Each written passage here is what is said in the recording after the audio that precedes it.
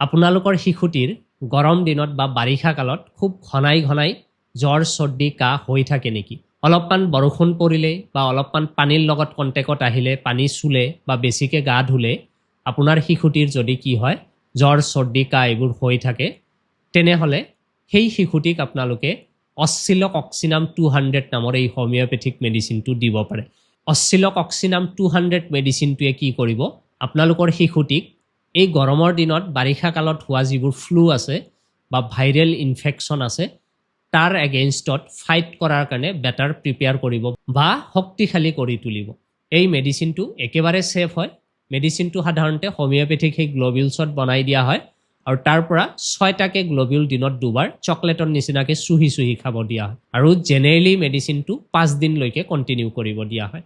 মোৰ চেম্বাৰ ধুবুৰী জিলাৰ চাপৰ টাউনত। যদি চাপৰ টাউনলৈকে অহাটো আপোনালোকৰ কাৰণে সম্ভৱ হয়, তেনেহ'লে এই স্ক্ৰীণত দিয়া নম্বৰটোত হোৱাটছএপ কৰি আপোনালোকে মোৰ চেম্বাৰটো এনেকুৱা ধৰণৰ সমস্যাৰ চিকিৎসাৰ কাৰণে আহিব পাৰিব।